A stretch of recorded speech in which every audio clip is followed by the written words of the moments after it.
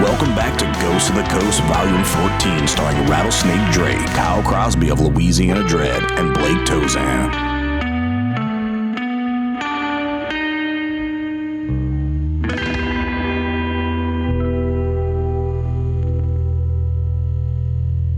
Okay, let's jump to our next... Oh, I wanted to talk about the Andrew Jackson. Yeah. Okay, so I watched a couple of guys that talked about the Andrew Jackson Motel, and he never actually stayed there. It was a courthouse, and he was convicted because he called for martial law when the War of 1812 was happening, and a judge told him, like, no, it's illegal, you can't call martial law. Well, he did it anyway, sent some soldiers to go grab the judge, throw him in jail. After the war was over, he was considered a hero, so he let the judge out, and the judge still tried to convict him, gave him $1,000 fine, which was pretty hefty back in the day. But that's why it's named, because that was the courthouse that he was convicted in. But before it was a courthouse, it was an orphanage in the early 1800s, like before the War of 1812 or whatever. And it burnt to the ground. Late 1700s. 1794 it burned. Right. And it was an orphanage? Yeah. And there was like a handful of young boys that got killed there. Oh, yeah. And they said all of them. Oh, really? All of them died? Pretty much all of them. Oh, yeah. God. And like we had mentioned earlier, children ghosts are the worst ghost. Besides the giant demons that are 17 foot tall that we talked about. I don't know. I'd almost rather take them, because it's like looking at the megalodon in front of your face, and you're like, do you just dive in his fucking throat? Or do you're not going to swim away? No. So you just say, like my friend Chandler. Well, it's over. My friend Chandler always said, I'm going in head first, Kyle. Yeah. It's a done deal. And number one, I'm glad you brought that up, because fuck Andrew Jackson. He was a prick in all aspects. Just do a little bit of research. You're going to see that. He wasn't the hero at all of the Battle of New Orleans. No, it was the pirates. 100% pirates. If I just pulled out a $20 bill, and there he is. I gave him that $20 bill. No, he didn't. I found it in my car today, and I was excited. I really did. Yeah, that's yeah. him. He kind of was a piece of crap. He didn't like Jean Lafitte, and I love Jean Lafitte. He didn't like any of my people. None of my people. People that would live down here. He hated Cajuns. He hated... Really? I didn't know that. Bro, he hated anybody else that wasn't up here. They weren't upper echelon people. He hated them. He did atrocious things to the Native Americans. And he had slaves. He had slaves. He looked down on us. He looked down on, I mean, people from Grand Isle, like my people, pirates, Baratarian pirates, and free people of color that were living on Grand Isle, Louis Chigazola. He hated all these people. So what makes you think that he would ever like me? You know, wouldn't. He would not. He had beautiful hair, and you also have beautiful hair. So he'd be like, look, you got some nice hair. Everything else, I hate you. I hate you. Yeah, that's exactly what he would say. And now, and that's actually one of the cool and more well-known stories, the ghost stories, because they have a lot of hauntings in there. And a lot of people in the Andrew Jackson Hotel said it's all kid stuff. Yeah. So guess where I'm not staying. Right. They wait, like they'll go into the rooms, or they'll wake up in the morning, turn the TV on, and it's on Cartoon Network or Nickelodeon. Because the kids are watching. Did you hear the story about the couple? Bro, that bitched out the ghost tour guy, and then the next couple days they got their camera developed. Okay, you got to tell the whole story. You don't want to just jump to the. Like I said, I don't know anything. That's what you're here for, the facts. Right. Well, there's a couple from Ohio, and this is in the 80s, like 1984 to 85. So they didn't have cell phones. No, it was all just developed, like just the roll-up camera. Yeah, and you got to go to Walgreens and fucking get it developed. Wait 8 days. Yeah. And now the couple came in. They did the whole New Orleans thing. They hit Louisiana, went to the plantations, the swamp, all that stuff. And they took pictures all along the way, and they leave, they get home, and she goes to Walgreens or wherever to get it developed. And the last 3 pictures in their camera, in the photos, are of them sleeping. Jesus.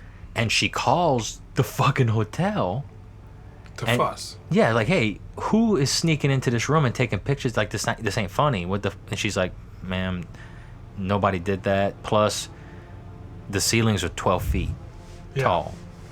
Did someone also steal a ladder And sneak into climb your up, room? and then you did not wake up? You know Maybe that's your fault. that You need to be more aware of your surroundings. while sleeping. Yeah. So she starts freaking out because the camera was positioned right above their heads, 12 feet above them. So, it was like, look, that kind of shit happens. That's one of the most well-known stories in New Orleans that they'll tell.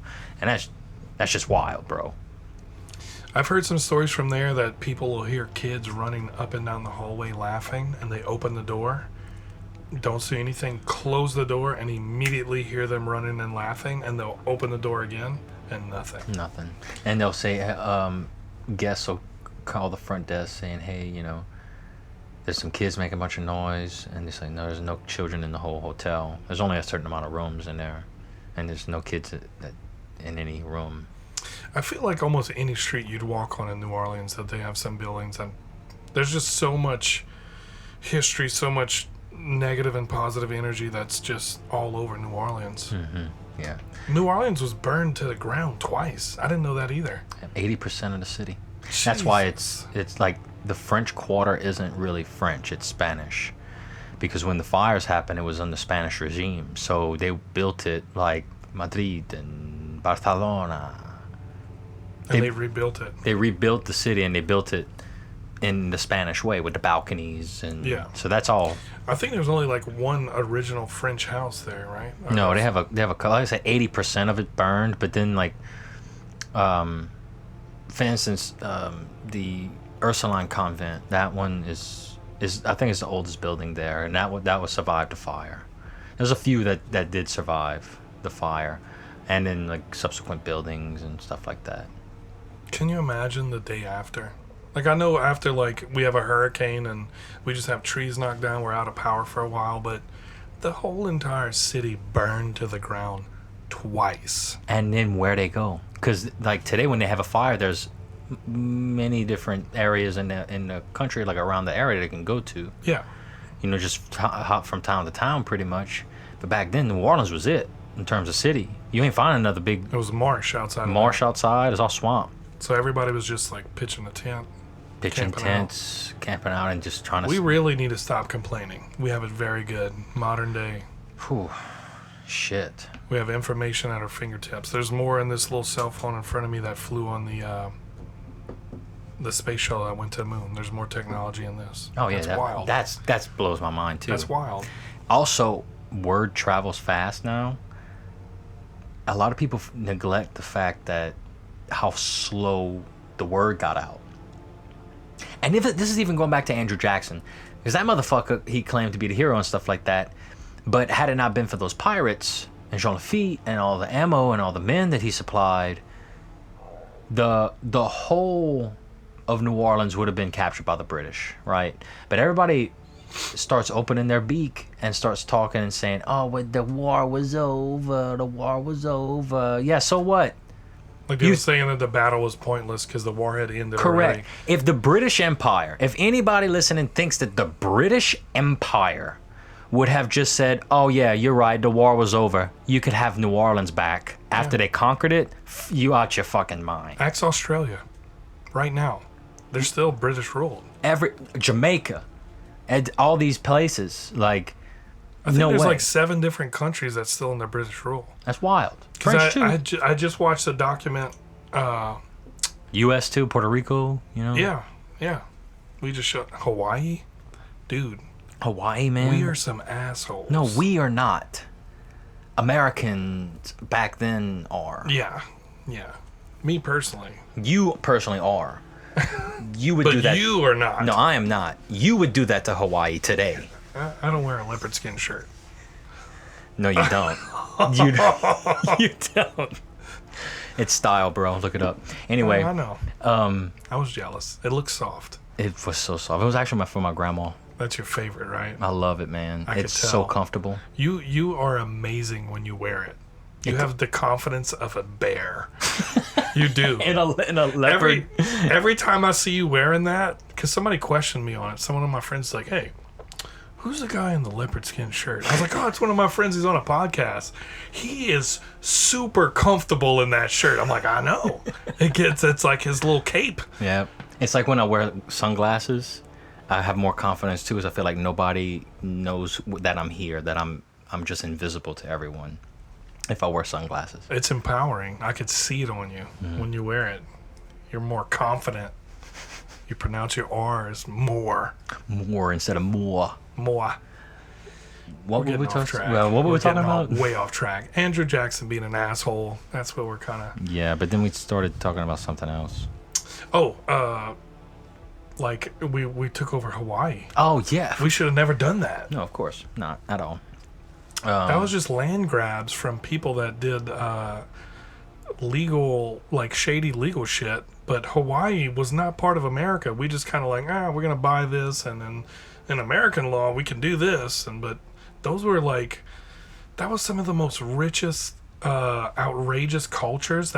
They were isolated for so long. They became this wild thing. I don't know if you've ever seen, I've watched on YouTube a couple times where I've teared up and cried when they do that dance. Haka. Oh my God, I get so pumped up, but I get pissed off when they have a white guy in the back doing it too. And I know, like, hey, look, your mom grew up there, but let the other ones do it. Quit ruining it. But dude, that brings me to tears, like when they do it for a funeral. Oh, yeah. Or they do it for a wedding. I watched a wedding where they did it, and the bride broke out and started. I'm about to tear up right now. She broke out and started doing it, and I'm like, oh my God, it just amps you up. And you know that culture was preserved and isolated for so long that they came up with this super individual, like I don't know if it's a ritual or whatever, but it's so pure and it's so innocent. It's the most beautiful thing I've ever seen. Yeah, it's very impactful. It is. I wish our culture's so young. You know, we're, not even 300 years old? Just made 300 years old. But they've been there for 1,000 years. You know, they battled with pieces of wood with shark teeth in it. That was the weapon for a Hawaiian. Can you imagine beating somebody? Like you're going to war and you're about to slap somebody with a paddle with shark teeth that surrounded it? Mm-hmm. Damn. I'll say. Oh, yeah. Andre just left. He's crying profusely. I can't stop, so it's just me for a little bit. It touched my heart.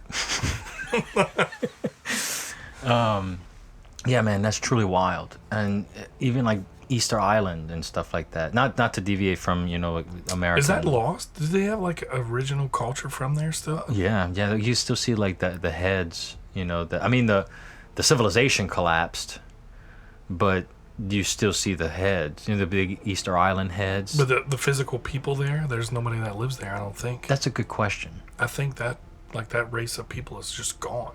Wow. Yeah, and I was talking to a friend of mine today about this, how every major civilization that has collapsed, that rose to glory, and when you go from Assyria to Easter Island, to these big civilizations, the common denominator in their collapse is a drastic change in climate, a drastic altering of their climate that they're not used to.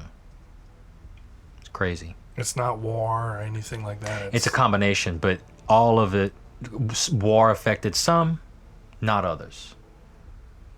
But the common one they all have is climate.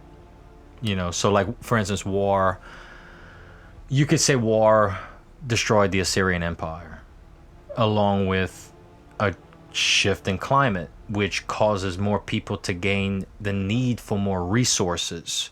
Where are these resources? In the big dog. So we got to take him down, get more resources, because this climate is affecting us. Right, because we won't survive. Our crops are getting killed. We're dying, so indirectly, it's all revolving around even Sumerian Empire and stuff, and that all of it'll kind of, you see the shift. You could almost point to it's like, oh, there it is, right there. And it's eerie, because I looked at the news today, and they had all kind of shit about the wildfires in the West, and they're not ever experiencing that type of heat. And here, Oh, It never hurricanes. Hurricanes. What about all the hurricanes? We've Let's been- knock on wood, yo. Yeah, please. It's been quiet for a couple weeks. Oh, yeah, exactly. A couple weeks. And it's just something that you really see. And like even in Baton Rouge ain't gonna experience real storms yet. Because people in Baton Rouge, they think, oh, these hurricanes are nothing. Because by the time it gets to them, it's less than a Cat 1. Yeah, it's knocked down. Right, we all suffer, and then people in Baton Rouge are just kind of like, I get to get out of school, like shit like that. Even people in our own state sometimes don't realize how volatile it can be. And just thinking 10 years from now. But we're also experiencing cold climate in the wintertime that we weren't ever exposed to. Hard freezes and Definitely. So what is that going to be? It's like a shift in these predominantly warmer areas to experience very cold seasons, or in these very cold areas that they experience these drastic heat waves. well, look at the flooding in Baton Rouge recently. 16? Yeah, 16. Outrageous stuff. Yeah. And that's all from the snow in the north. Melting because it got too hot. Well, just melting in general. If it was just buku snow, it melts and fucking runs down the river. I don't want to make this episode about climate change. Fucking, it's ghosts on the coast. Even though our coasts are eroding, so it's very relevant. It's gonna be a ghost one day. Yeah. Sure. Our coast is a ghost. Our coast is the ghost, bread. Also, I'd like to take this opportunity to thank the guys at DSR Productions for letting us do this. This is fucking tight. Get to talk to all these people. Yeah, I don't know why they thought this was a great idea. Me neither. It must have been like hit in the head or something. That We forced them. We held them at gunpoint. we actually have blackmail on each of them. Speaking of the coast, I brought some very interesting things into the studio today because I love to bring items that I find or that I'm gifted to the studio because it makes for a better story. I'm holding... Oh my god, dude. What the fuck is that? He's such a good actor. He saw this earlier, but he's amazing. He's great. You're what we call a chew. I thought that was my name for the first 5 years of my life. It should have been. I'm holding a shark tooth that's as big as my hand right now. That's what Kyle was freaking out about. But this is actually a megalodon tooth. And I was actually going to bring it into the studio today and talk about, like, I have evidence of a cryptid that we've never talked about. But the scary thing about this megalodon tooth is that there's a good possibility that this sucker is still alive. That there's a 60-foot shark swimming in the Gulf. There's been pictures before, and there's been evidence, and it was alive for millions of years. So the chances of it being dead in the recent couple thousand years is not good. I still think, because they found the giant squid. Yeah. They thought that was dead, and then they recently found one that was 60 foot, and then they found some that were bitten in half. That's crazy. And they said, oh, it's a whale. I don't think a whale's going to bite a 60-foot squid in half. A megalodon would.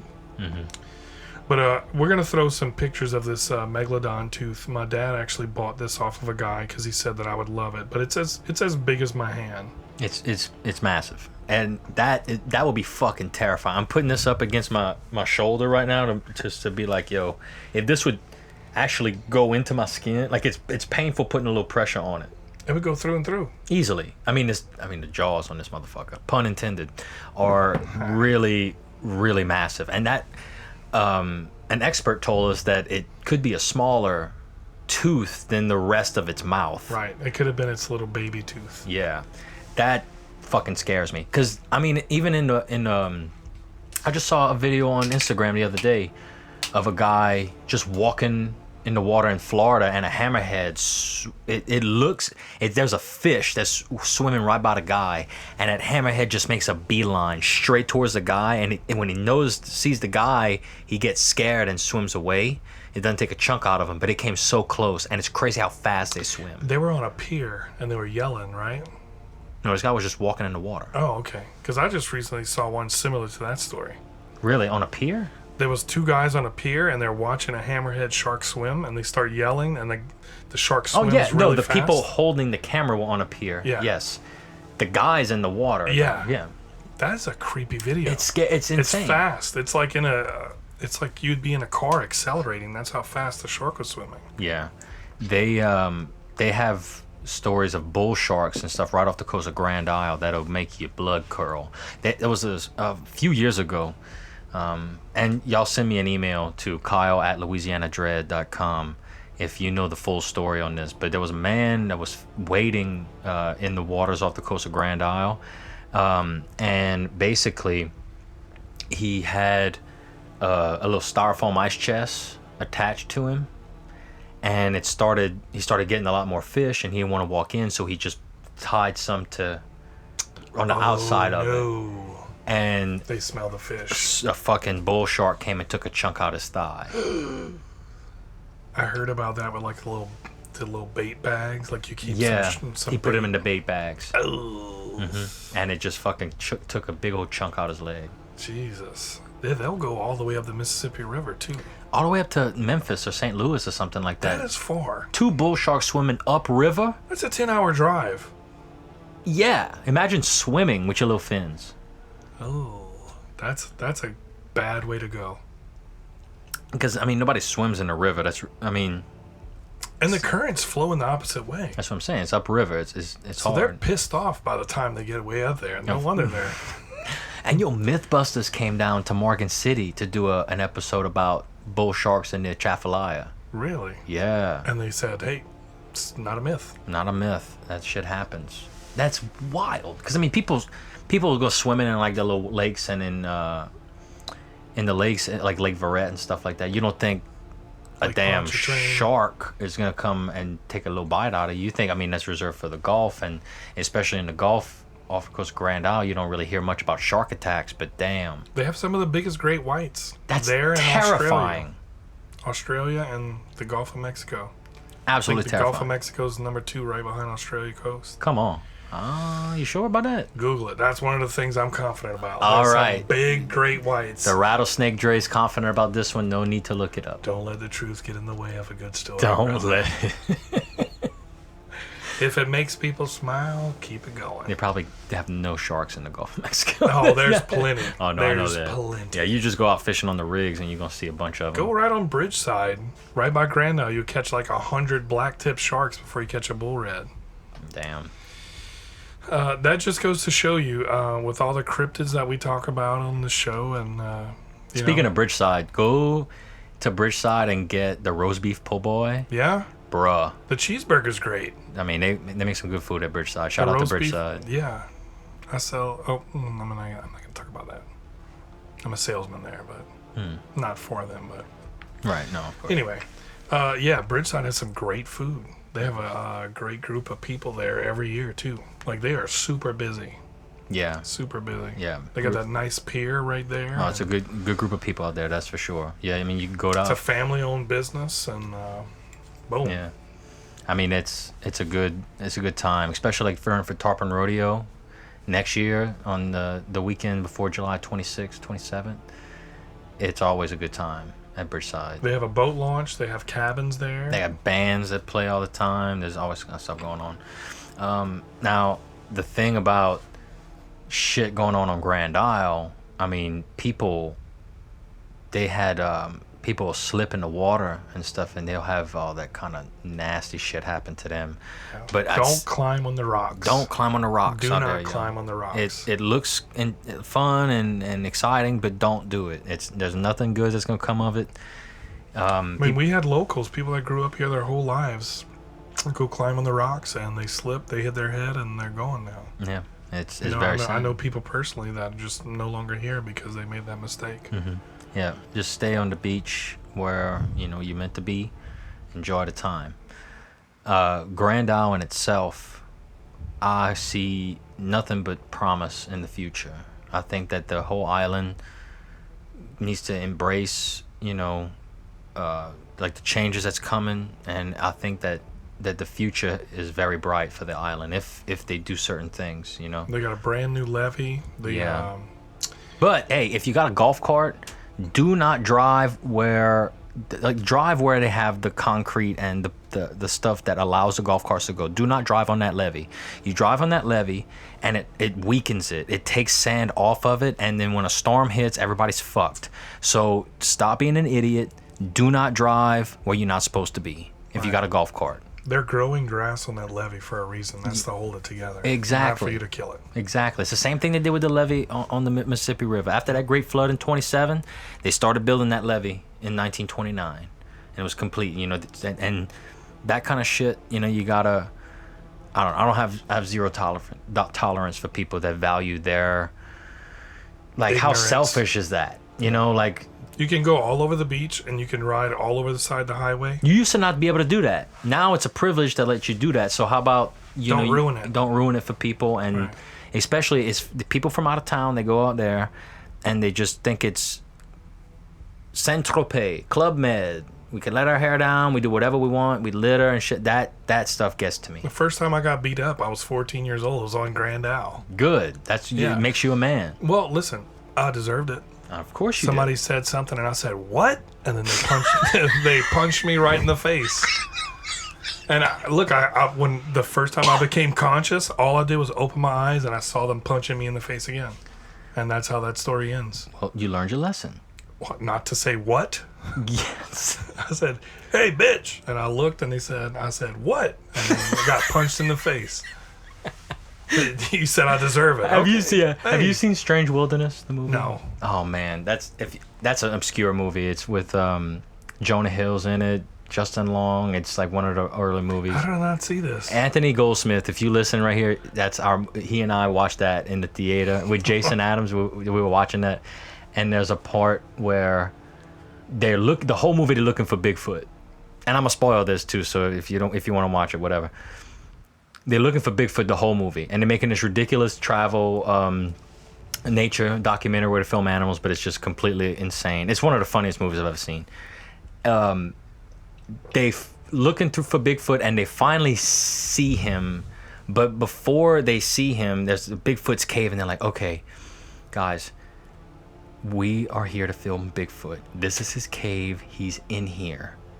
We need to be respectful, not to do anything rash."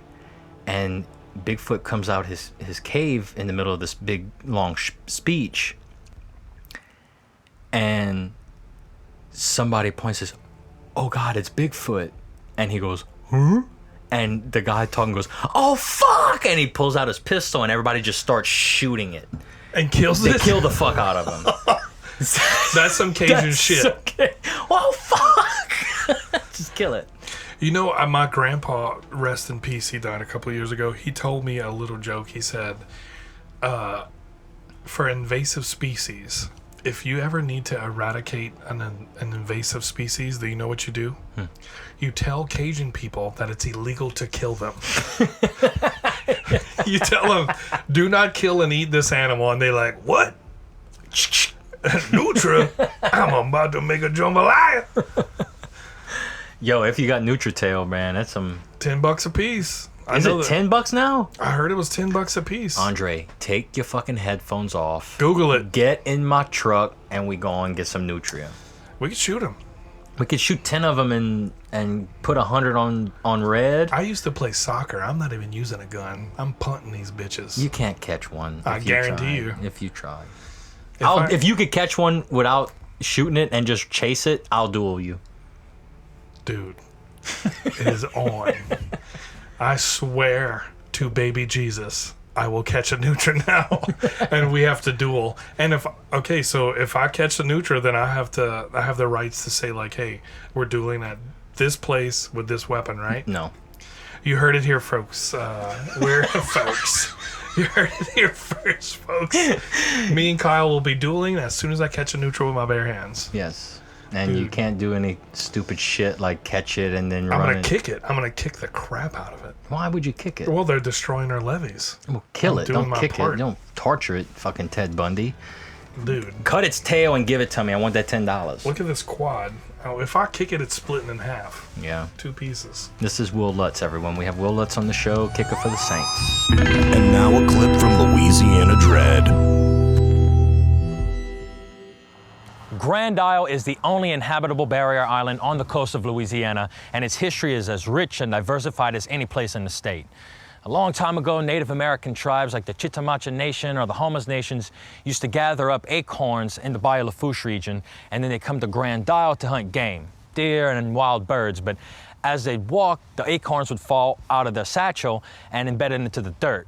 Now, a bunch of years later, they sprouted these massive oak trees that would grab the soil and hold it together to eventually make life suitable for settlers here.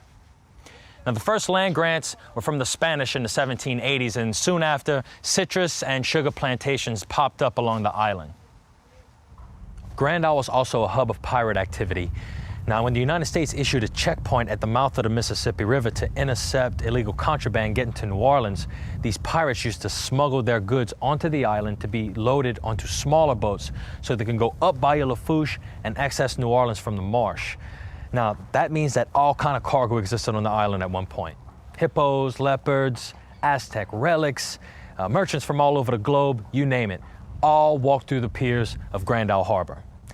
Now, today it's known more of a fishing getaway, but Grand Isle's in a position right now to really capitalize on these future industries coming up and really be a leader for the years to come. This quick history episode has been brought to you by Artie's Sports Bar on Grand Isle, Louisiana.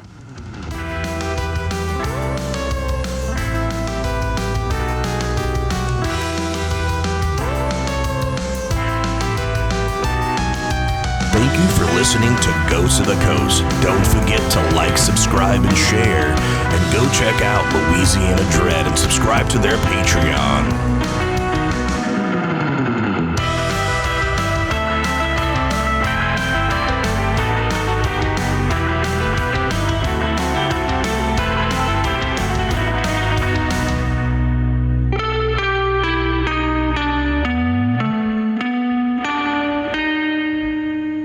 Ghosts of the Coast, a DSR production.